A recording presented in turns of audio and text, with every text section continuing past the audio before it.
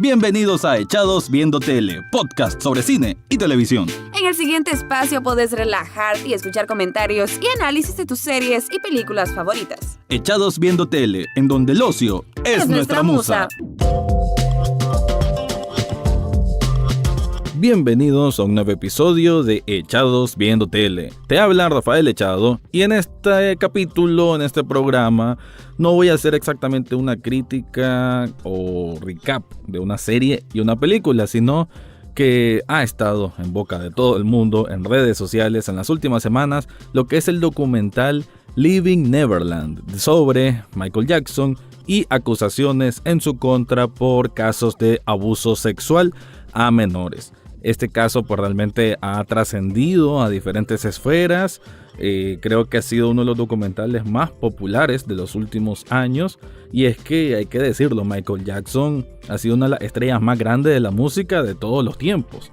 Y siempre ha estado lleno de polémica, de acusaciones, de que es un artista, o fue mejor dicho, un artista incomprendido. Pero también han surgido pues todas estas acusaciones que realmente tienen su momento de verdad.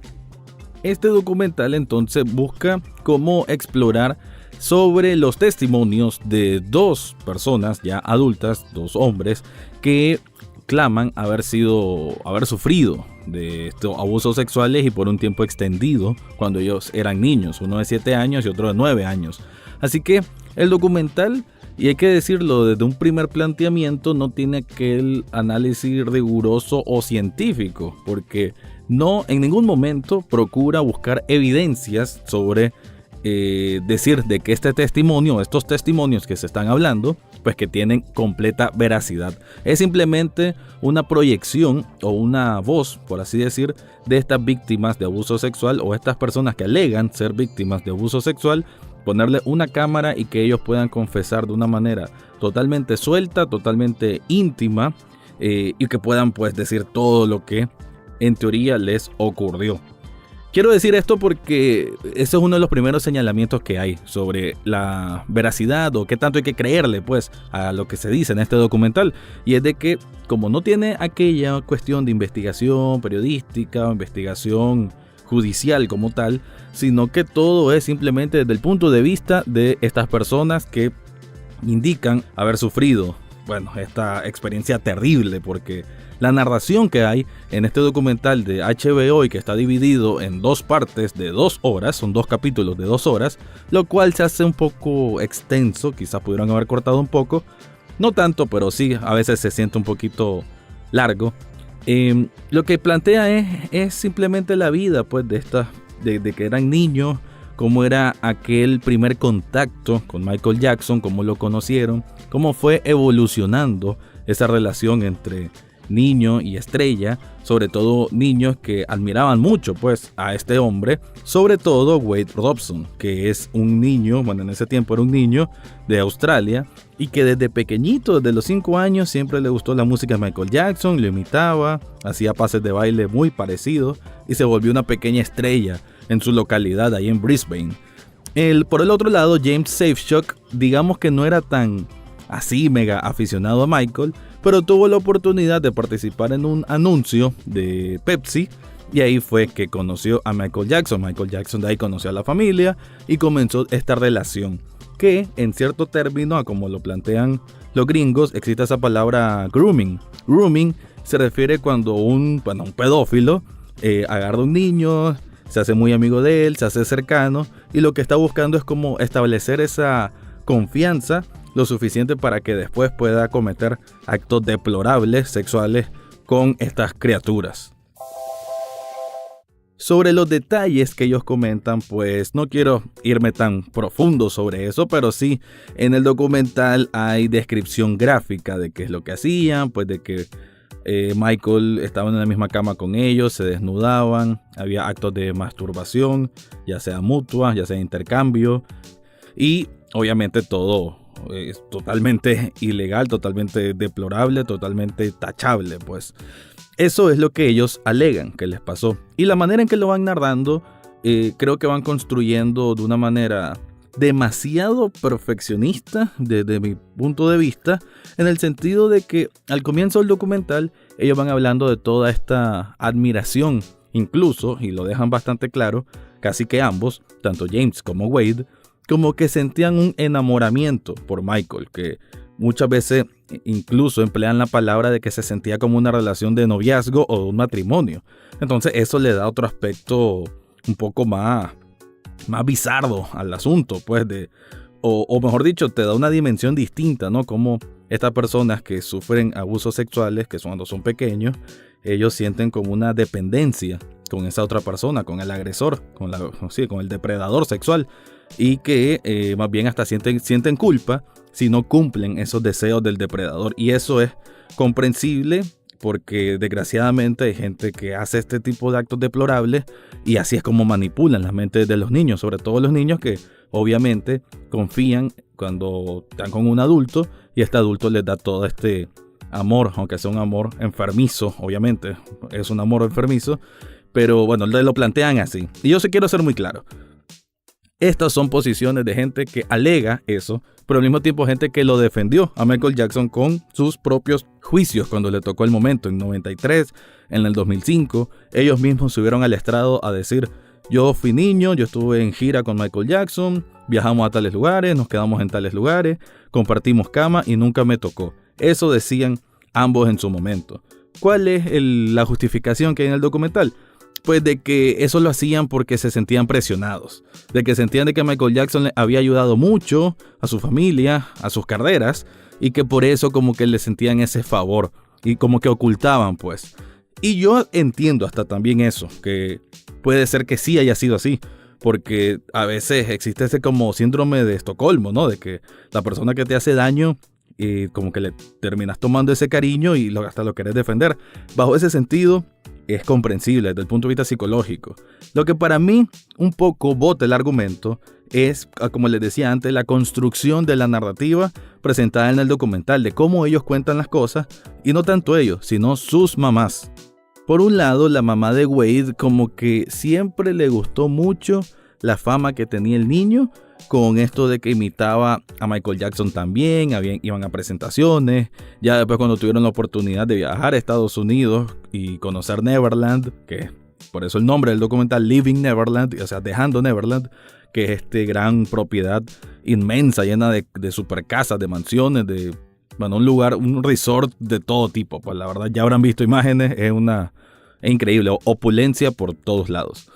Y cuando llegaron a ese punto, pues lo que hacía la mamá era muy condescendiente, digamos, con el trato de Michael a su hijo. Y sucede lo mismo con la mamá de James, de que a estas mujeres como que, y la familia como tal, ¿por qué nunca reaccionaron en decir, ¿por qué voy a dejar a un adulto, un hombre de 20 y tanto, 30 años, por qué lo voy a dejar solo con mi hijo, que es pequeño, a que duerman juntos? A veces los papás dormían en cuartos al lado porque se dejaban, según ellos, convencer de que no estaba pasando nada malo, que solo estaban jugando, que no sé qué, que puede ser verdad. Yo soy del punto de vista de que creo yo de que ambas bandos que existe con todo esto del documental, de los que creen que Michael es inocente y los que creen que es culpable, yo siento que ambos tienen suficiente argumento para que se sostengan, ¿verdad? Pero cayendo al documental, como les digo, la construcción de esa narrativa es la que cuesta creer de que todo es tan así a como lo están planteando. Las mamás, cuando están comentando sobre cómo comenzó la relación, ambas muestran una empatía, una nostalgia, una alegría al recordar a Michael en los tiempos en que ayudaba a su hijo, que pasaban con ellos, porque bueno, una de estas familias viajó por todo el mundo, les daban regalos a la familia de James Safechuck, le regalaron una casa, o sea, obtuvieron muchas prebendas de Michael Jackson. Y cuando recuerdan esas prebendas en el documental que la están narrando, muestran como entusiasmo, muestran nostalgia, hasta se ríen. Y yo digo, bueno, la mamá de un hijo que fue abusado no recuerda con ese cariño, con ese entusiasmo, no recuerda al agresor, al depredador sexual. Entonces ahí como que cae un poco esa tela de duda. Que bien, ok, tal vez son gente de otro, no sé, estirpe social que les permite poder situar su mente y su corazón a tiempos distintos y reaccionar en tiempos distintos mientras van contando una historia. Aún así, igual me causa ruido y causa así como cierta duda, pues en lo que decía, que es difícil creer que la mamá de un hijo abusado, que piensen de que este depredador en su tiempo, cuando no estaba ocurriendo esto en teoría, que todo estaba bien y que todo era tranquilo. Es muy extraño que lo cuenten así y por eso la duda. Además, las mamás de ambos pues quedan muy mal paradas en este documental, por más que ellas se culpen al final y digan, sí, nosotros no me di cuenta. La mamá de Wade de hecho tuvo un pleito muy grande con su familia, parece que están distanciados. La mamá de James es la que sí parece un poco más eufórica, incluso usa más las palabras para referirse a Michael, pero eso estamos hablando en el segundo documental, casi a las 3 horas de documental, ya se refiere así a Michael, cuando en la primera media hora lo recuerda como un tipo cariñoso, que no sé qué, él era como un hijo para mí, no sé, se me hace extraño, pero aún así, yo sí soy muy respetuoso de que cada persona, la manera en que manifiesta sus sentimientos es muy propia, igual ni se me ocurre ni me pasa por la cabeza cómo será ser una víctima de agresión sexual y que nadie te crea. Debe ser muy, muy difícil. Entonces por eso sé que este es un tema bien delicado y que uno no puede asumir tener la verdad. Yo no puedo asumir tener la verdad o venir a imponer mi verdad y decir, no, yo creo que Michael Jackson es inocente. Yo quiero creer que es inocente porque siempre he admirado a Michael Jackson. El día que murió en 2009, recuerdo que con unos amigos incluso salimos y pasamos escuchando música de Michael Jackson, brindábamos por eso. Y yo soy alguien que escucho rock, pues siempre he escuchado rock, pero no voy a negar el gran aporte que hizo Michael Jackson a la música como tal. Él transformó el pop, o lo creó, lo evolucionó, el baile como tal. Bueno, es que era un espectáculo, Michael Jackson siempre fue un espectáculo. Era una persona muy rara, se deja ver muy en claro en este documental, siempre estaba rodeado de niños, cada año como que apadrinaba a un niño diferente, pero quizá es lo que ellos dicen, de que era una persona con un cierto trastorno, pero jamás le pasó por la mente hacer daño a un niño, mucho menos tener esa disposición sexual con un menor, pues que es lo más desastroso y deplorable que puede hacer cualquier ser humano, porque un niño es el mayor simbolismo de inocencia que puede existir en el ser humano, de esperanza, de alegría, y hacerle semejante barbaridad, pues obviamente es para que le pase el peor castigo a esa persona. Y Michael Jackson, por lo menos, uno a la distancia, ¿verdad? Porque, como le digo, uno no puede asumir tener la verdad, pero a la distancia no daba esa sensación, más bien daba la sensación de alguien asexual, alguien que ni siquiera tiene ningún sentimiento de ese tipo. Aunque, con todo lo que presentan, es muy, muy comprensible de que la gente esté odiando el recuerdo de Michael Jackson. Y sí, pues, porque estas declaraciones que dan estas personas son desgarradoras, son muy potentes. Y sí hay un pero, la verdad es que sí hay un pero. La misma narrativa, que de hecho me gusta mucho la posición de las cámaras, a veces un poco bajo, a veces un poco alto, casi nunca está a la altura de la vista, lo cual me gusta mucho. A veces como que profundizan o hacen como que el sentimiento lo duplican dependiendo del ángulo de la cámara.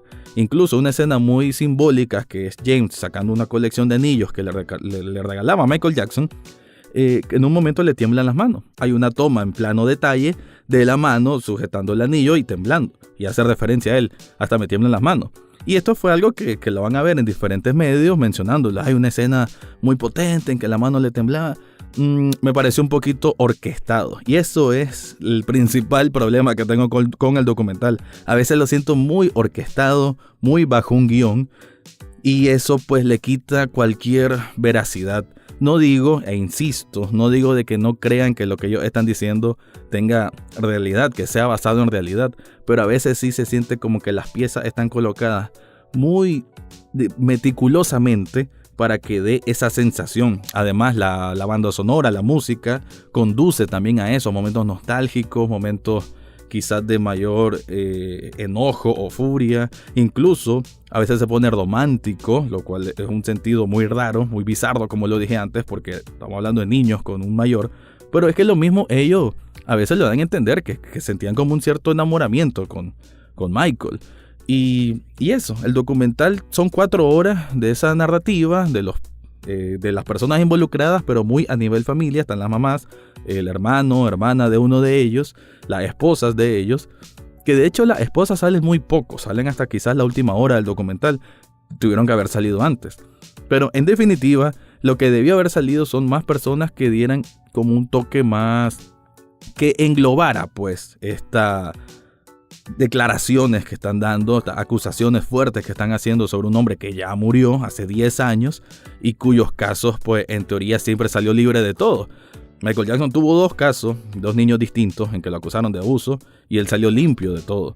Así que Dan Reed, que es el director del documental, él se defiende diciendo de que él no buscaba decir que esta es la absoluta verdad. El documental no es de carácter científico, el documental solamente es para mostrar las declaraciones de 2 personas que alegan haber sido víctimas de abuso sexual.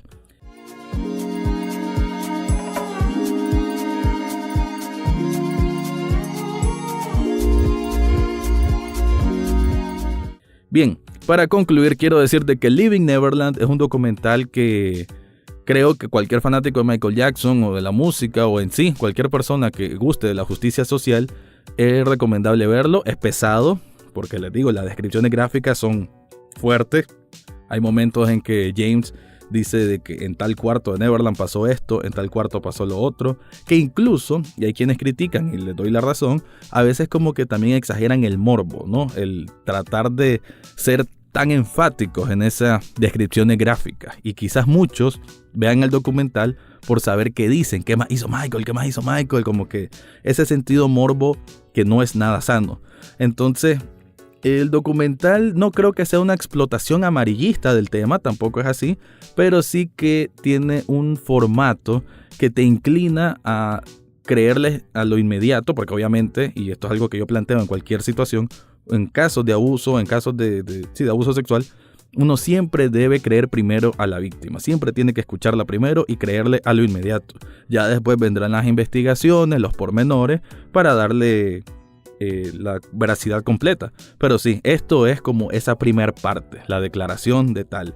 No hay una entrevista a gente que estuvo con Michael Jackson, no hay entrevista a gente que lo defienda. Así que esto es algo unilateral, en donde son los que dicen ser víctimas de Michael Jackson contando todas las barbaridades que en teoría ocurrieron.